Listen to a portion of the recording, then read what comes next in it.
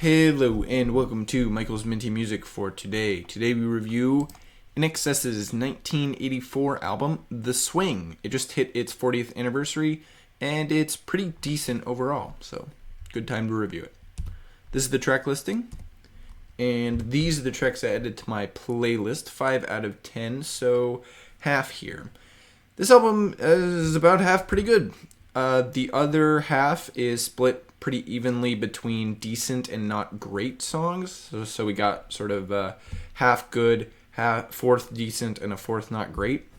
Some of the songs here aren't particularly memorable or anything, but at least half are pretty good. So the flow is all right. The album doesn't start well, but it does eventually get going, and it has a good push to the end.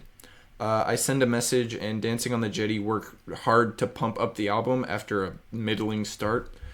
The middle of the album is a little slower, less impactful, but it does come back with Face the Change and pushes to the end where All the Voices is a great final track here. Definitely a really good final track option. Most of the tracks here are mid-speed with some slower stuff. There isn't really any super fast. Even the quicker tracks, like Dancing on the Jetty, are still more mid-speed. So the whole album doesn't really get very up there.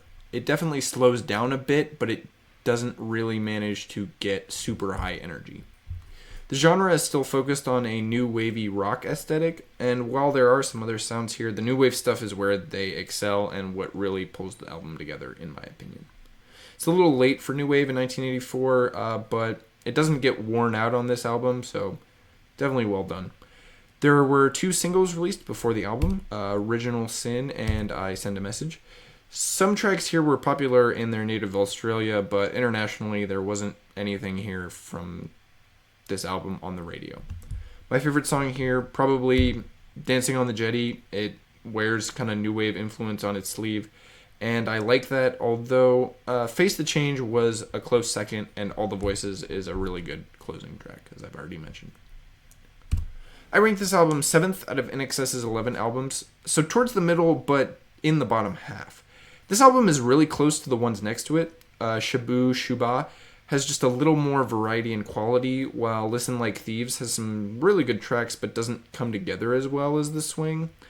It's definitely more consistent than Full Moon Dirty Hearts, and it doesn't have the level of quality as Underneath the Colors though, so general placement isn't too difficult. This kind of middle section is just a little bit janky. Additionally, this album doesn't take my top spot from 1984. That goes to Queen's 1984 album, The Works, which is not only a more experienced, but is just a lot higher quality than The Swing, both in terms of the overall album as well as on an individual track-by-track basis. This one is definitely better.